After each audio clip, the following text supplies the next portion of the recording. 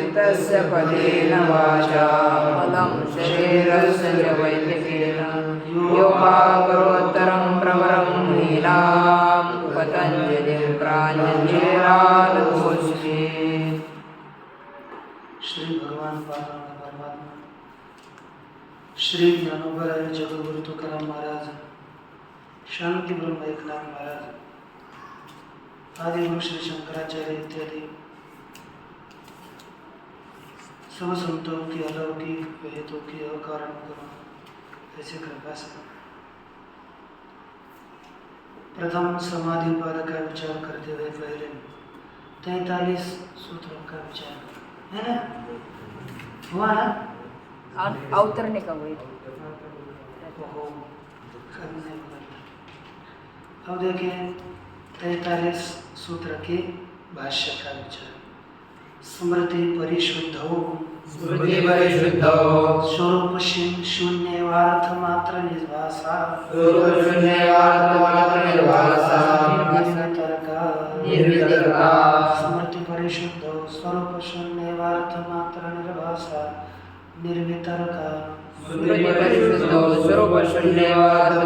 निर्भासा निर्वितर्का। स्मृति परिशुद्ध अर्थात स्मृति की निवृत्ति हो जाने पर, किसकी? स्मृति की निवृत्ति हो जाने पर स्वरूप शून्यवार्थ मात्र निर्भासा, अपने स्वरूप के से शून्य की तरह,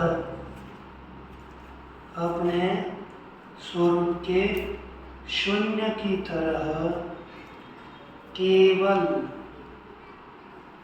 अर्थ का प्रकाशित, केवल अर्थ को प्रकाशित करने वाली निर्वितर्क समाधि है। निर्वितर्क समापत्ति है, समाधि है। माने वहाँ पर कर्ता कर्म करण इन किसी का भी भान नहीं होता, केवल अर्थ का प्रकाशन होता है, केवल पदार्थ का प्रकाशन होता है ना? स्वरूप के शून्यता की तरह केवल अर्थ का प्रकाशन करने वाले समाधि समापत्ति माने समाधि निर्वितर्क समाधि है, उसको ही निर्विध समाधि कहते हैं। अब देखो या शब्द संकेत श्रुतानुमान ज्ञान विकल्प स्मृति परिशुद्ध, या माने जो शब्द संकेत श्रुत अनुमान विकल्प और स्मृति की परिशुद्धि होने पर, स्मृति का शब्द संकेत का है ना, श्रुत अनुमान और ज्ञान, इन सभी विकल्पों की स्मृति का नाश होने पर, सभी शब्द संकेत श्रुत माने आगम अनुमान इत्यादि सभी विकल्प के स्मृति की निवृत्ति होने पर, परिशुद्धि का अर्थ क्या है रे? कल बताया था ना, निवृत्ति है ना? सभी की निवृत्ति हो जाने पर ग्राह्य स्वरूपोपरक्ता प्रज्ञा, क्या लिखा? ग्राह्य अर्थात विषय के स्वरूप से संलग्न हुई प्रज्ञा। ग्राह्य क्या अर्थात?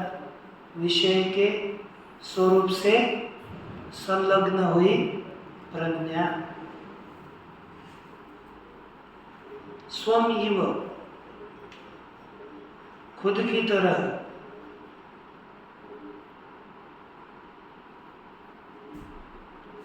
स्वयं अर्थात खुद की तरह, प्रज्ञा स्वरूपम, खुद की तरह प्रज्ञा के, खुद की तरह प्रज्ञा के, है ना, स्वरूप का माने ग्रहणात्मकता का, ज्ञान रूपता का त्याग करके,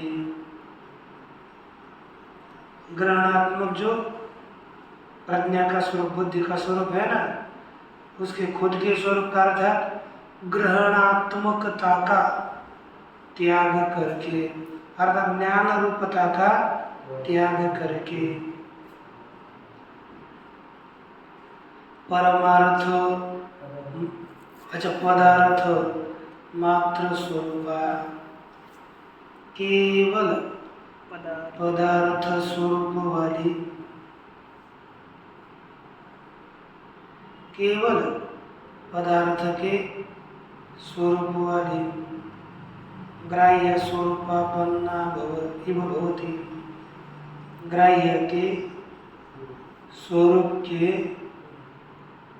को, है ना, ग्राह्य के स्वरूप को प्राप्त हुई ऐसी होती है। अर्थात ग्राह्य के रूपाकार हुई, जैसे कि ग्राह्य के रूप के आकार की हुई ऐसी बनते हैं।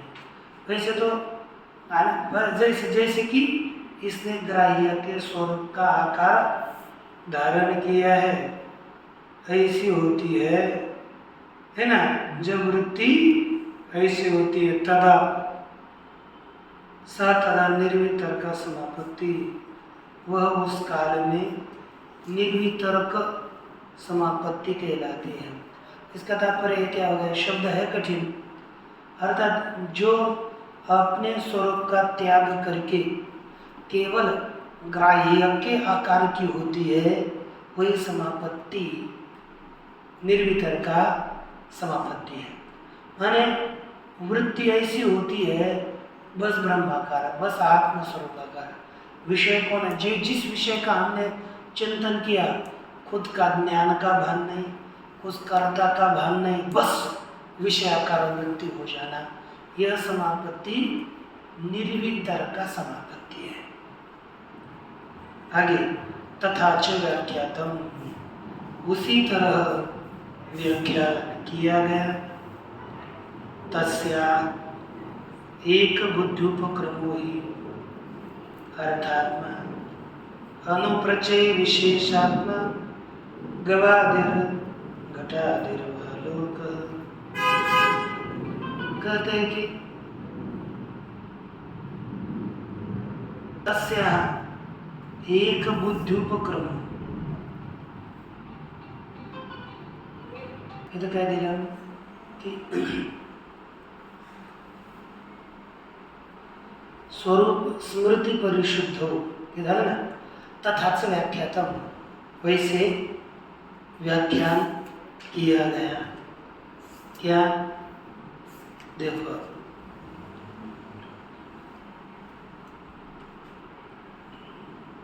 तस्या एक बुद्ध्युपक्रमो ही अर्थात्मा अणुप्रचय विशेषात्मा गवादिर घटादिर्वा लोक। देखो क्या लिखा है, तस्या, तस्या अर्थात बुद्धि, उस बुद्धि का, तस्या कर देगा निर्विकार्य, तस्या अर्थात उस निर्विकारी बुद्धि का विषय एक बुद्ध्युपक्रम, उस निर्विकार बुद्धि का विषय क्या है, एक बुद्ध्युपक्रम, एक बुद्धिया आरंभक, एक बुद्धि के द्वारा आरंभ किया जाने वाला है। न नाना रूप, वह अनेक न नाना परमाणु रूप, अनेक परमाणु रूप वाला नहीं है। ठीक है ना? एक एक शब्द ध्यान में देखिए, थोड़ी क्या देना, उस बुद्धि का, एक बुद्धि के द्वारा उपक्रम, उसका अर्थ क्या? एक बुद्ध्यारंभ का, एक बुद्धि के द्वारा आरंभ किया जाने वाला,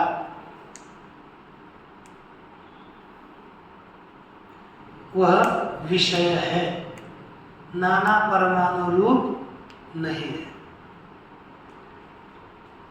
अब सब ध्येय विषय, वह ध्यान का, चिंतन का विषय एक बुद्धि के द्वारा आरंभ किया जाने वाला है। पुनः कहा, ही अर्थात्मा अनुप्रचय विशेषात्मा, वह कैसा है? अर्थात्मा, अर्थात्मा माने बाह्य वस्तु स्वरूप, कैसा है? अर्थात बाह्य वस्तु विषय कैसा है? बाह्य वस्तु स्वरूप वाला है। अर्थात्मा माने बाह्य वस्तु स्वरूप वाला है, एक। दूसरा लिखा अनुप्रचय विशेषात्मा, अथवा अनु का समुदाय रूप है।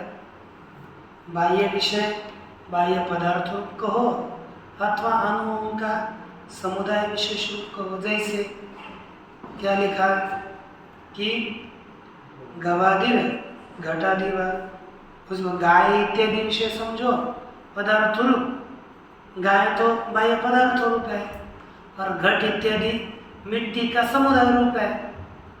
अनुप्रचय, अनु का समुदाय रूप समझो, अथवा बाह्य पदार्थ रूप विषय समझो। सच संस्थान विशेष, वही संस्थान विशेष अर्थात अवयव विशेष वाला, वह कौन है? अवयव विशेष वाला।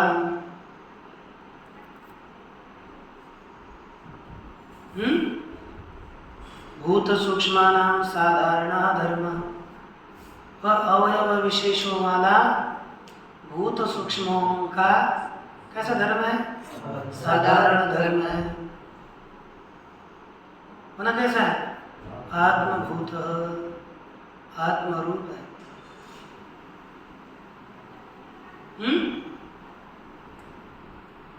फलेन व्यक्तेन अनुमितः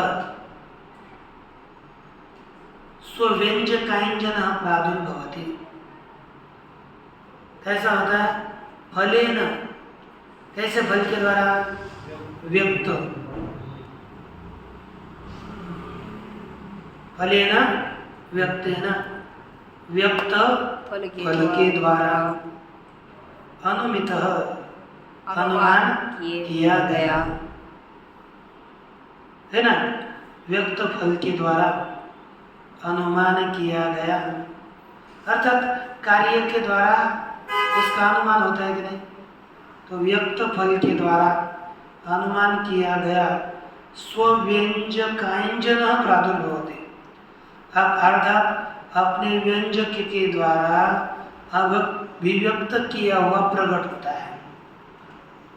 स्वव्यंजक अर्थात आपने को प्रकट करने वाला, उसके द्वारा अंजित किया हुआ, स्वव्यंजक के द्वारा प्रकट किया हुआ, ऐसा यह पदार्थ प्रकट होता है, ज्ञात होता है।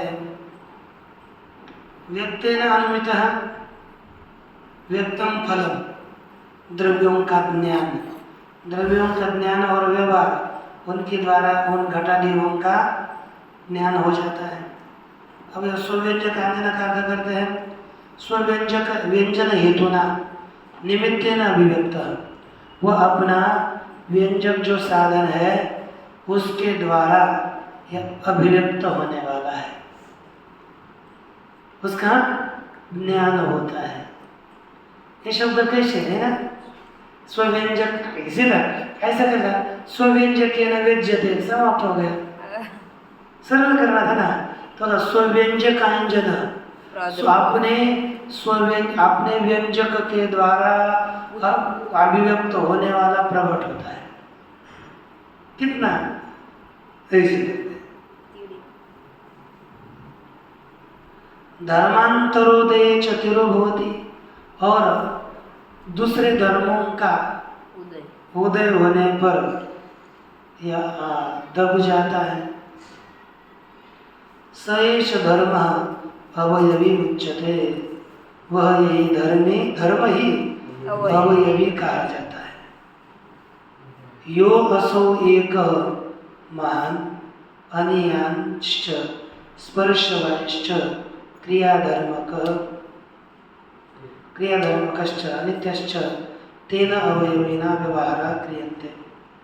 कहते कि यो असौ एकश्च, जो यह एक महान अनु स्पर्श वाला क्रियाधर्म वाला अनित्य है, तेन अवयविना व्यवहारा क्रियन्ते, उसी अवयवियों के द्वारा व्यवहार किए जाते हैं।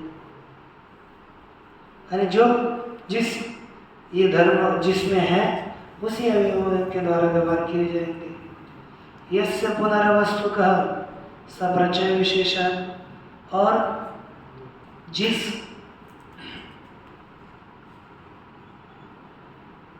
जिसका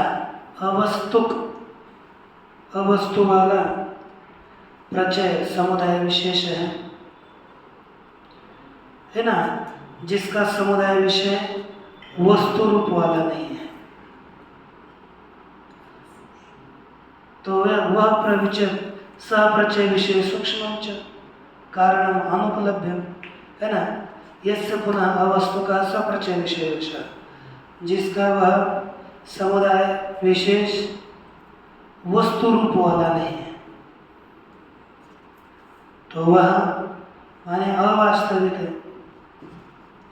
वह सूक्ष्म कारणम अनुपलभ्य, वह कौन सा है?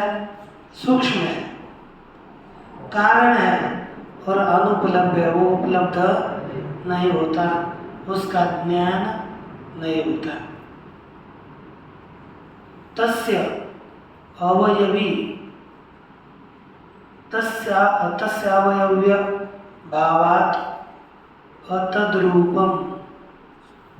अतद्रूप प्रतिष्ठम मिथ्या ज्ञानम इति प्रायेण सर्वम एव प्राप्तम मिथ्या ज्ञानम इति। कहा कि तस्य अवयव्य भावात्, उसके अवयवी का अभाव होने से, क्योंकि जो कारण रूप सूक्ष्म है ना, वो तो अवयव रूप है, उसका अवयवी है कोई नहीं, अवयवी का ज्ञान हो जाता है, अवयवों का नहीं। वो कहते उसके अवयवी का अभाव होने से अतद्रूपम, वह तद्रूप प्रतिष्ठ नहीं है, उसके स्वरूप में प्रतिष्ठित नहीं है। इसलिए कैसा है? अतद्रूप प्रतिष्ठित है, तद्रूप प्रतिष्ठा नहीं है।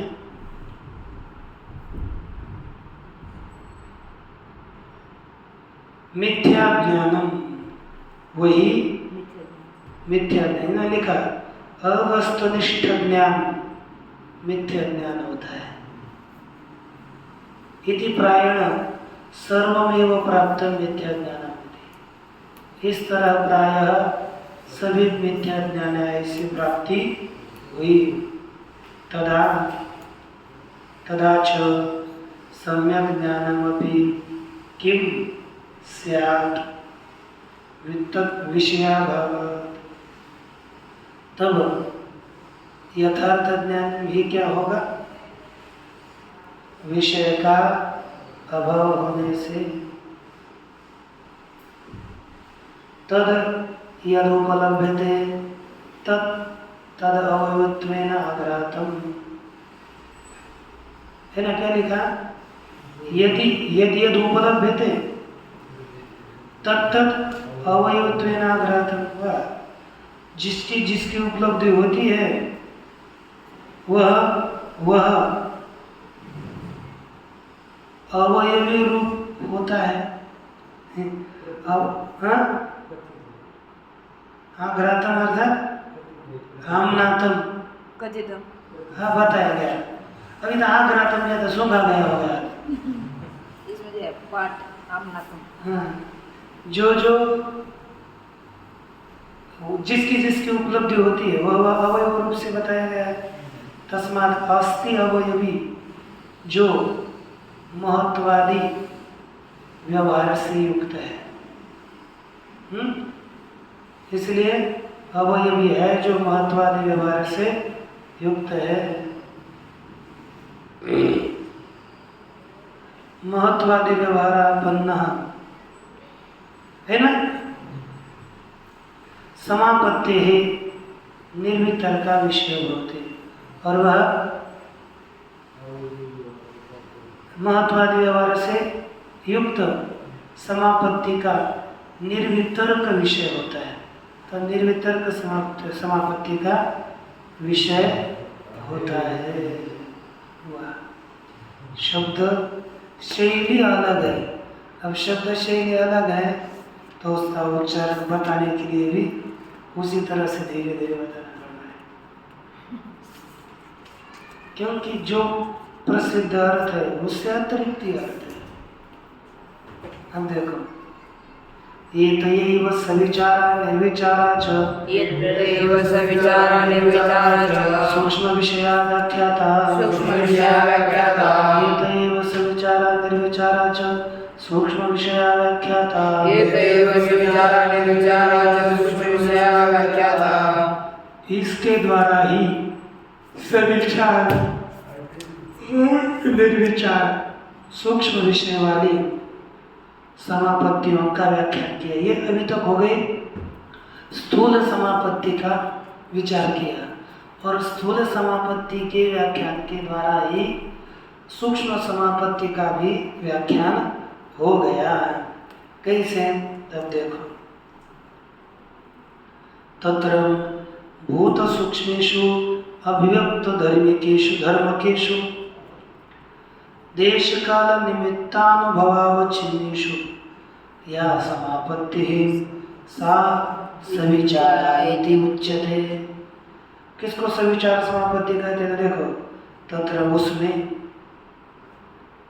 भूत सूक्ष्मेषु अभिव्यक्त धर्मेषु, अभिव्यक्त धर्मों वाले सूक्ष्म भूतों में, ठीक है नहीं, जो अभिव्यक्त धर्म वाले सूक्ष्म भूत है उनमें कैसे? देश काल निमित्तानुभवावच्छिन्नेषु, देश काल निमित्त के ज्ञान से विशिष्ट है। देश काल निमित्त के ज्ञान से विशिष्ट अभिव्यक्त धर्म वाले सूक्ष्म भूतों में जो समापत्ति है, सा सविचारा इति उच्यते, वह सविचार समापत्ति ऐसा कहा जाता है। उसका क्या नाम हो गया? सविचारा समापत्ति। ठीक हो गया। आगे दूसरा, तत्रापि एक बुद्धि निर्ग्राह्यम एव उदित धर्म विशिष्टम भूत सूक्ष्मम आलम्बनीभूतम समाधि प्रज्ञायाम उपदिष्टते। तत्रापि अर्थात उसमें भी एक बुद्धि निर्ग्राह्यम, अर्थ क्या हो गया? एक बुद्धि के द्वारा ग्रहण करने योग्य, एक बुद्धि के द्वारा ग्रहण करने योग्य ही उदित धर्म विशिष्ट, बताए हुए धर्मों से विशिष्ट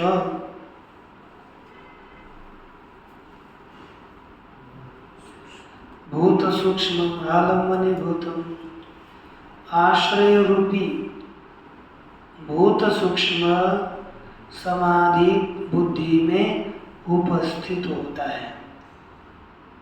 एक बुद्धि से ग्रहण किया गया प्रगट धर्मों से विशिष्ट आश्रय रूप भूत सूक्ष्म का समाधि बुद्धि में ज्ञान हो जाता है कि नहीं? समाधि बुद्धि में उसका ज्ञान होता है। या पुनः सर्वतः शांतोदित व्यपदिश्य धर्मानवच्छिन्नेषु सर्वधर्मानुपपातिषु सर्वधर्मात्मकेषु समापत्ति सा निर्विचारा इति उच्यते। यहाँ पुनः और जो पुनः सर्वथा सब प्रकार से सर्वथा सब और से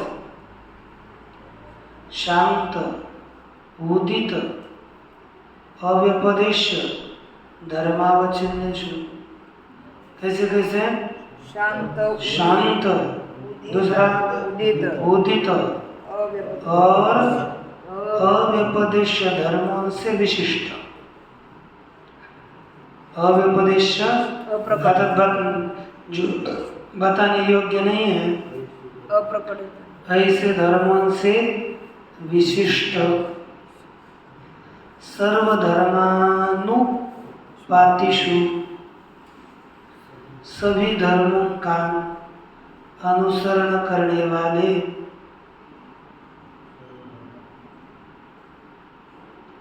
है कि नहीं? सर्वधर्मों का अनुसरण करने वाले सर्वधर्मात्मकेषु सभी धर्मों के सर्वधर्मात्मक सूक्ष्म भूतों में सर्वधर्म वाले सूक्ष्म भूतों में समापत्ति जो समापत्ति है सा निर्विचार वह निर्विचार समापत्ति है। एवं रूपम ही तद्भूत सूक्ष्म एकेनैव स्वरूपेण आगमने भूतम एवं आगमने भूतम एव समाधि प्रज्ञा स्वरूपम उपरंजयति। क्या लिखा? एवं रूपम ही भूत सूक्ष्म, ही स्वरूप वाला भूत सूक्ष्म है। एकेनैव स्वरूपेण आलम्बने भूतम, इसी स्वरूप से आलम्बन रूप है। समाधि प्रज्ञा के स्वरूप को युक्त करता है ना? उपरक्त करता है, युक्त करता है। अर्थात यही भूत क्या होता है? इस समाधि बुद्धि को युक्त करता है, उपरक्त करता है। और प्रज्ञा च स्वरूप शून्या इव, और बुद्धि स्वरूप से रहित की तरह है ना? अर्थमात्र यदा भवति, जब केवल अर्थाकारा होती है तब निर्विचारा इति उच्यते। तब निर्विचारा समापत्ति कही जाती है। केवल अर्थाभास होगी, इसको क्या कहेंगे? निर्विचारा समापत्ति। तत्र महद वस्तु विषया सवितर्क है ना? उसमें महद वस्तु विषय क्या है? सवितर्क है। और निर्वितर्क जो सूक्ष्म वस्तु विषय, निर्वितर्क समापत्ति सूक्ष्म वस्तुओं को विषय करने वाली है, स्थूल वस्तु को विषय करने वाली सवितर्क, सूक्ष्म विषय को विषय करने वाली निर्वितर्क समापत्ति है। एवं है ना? सविचारा सूक्ष्म वस्तु भी है विषय, सविचारा निर्विचारा है ना? पहले सवितर्क निर्वितर्क थी, महत्व वस्तु विषय सवितरक, सूक्ष्म वस्तु विषय निर्वितरक। देखो महत्व वस्तु विषय सवितरक निर्वितरक और सूक्ष्म वस्तु विषय सविचार और निर्विचार। इसलिए एवं उभयो एतयैव निर्वितर्कतया, इस प्रकार दोनों का इसी निर्वितर्क समाधि के द्वारा ही विकल्प हानिर्व्याख्याता इति, विकल्प हानि का व्याख्यान किया गया। इस तरह से ये सविचारा निर्विचारा का विचार बताया गया। अब बाद में विषय थोड़ा सरल भी है, थोड़ा भी है, और यह आगे 2 दिन में होने योग्य भी है, इसलिए इसका बाद में विचार करेंगे। पूर्णमदः पूर्णमिदं पूर्णात् पूर्णमुदच्यते पूर्णस्य पूर्णमादाय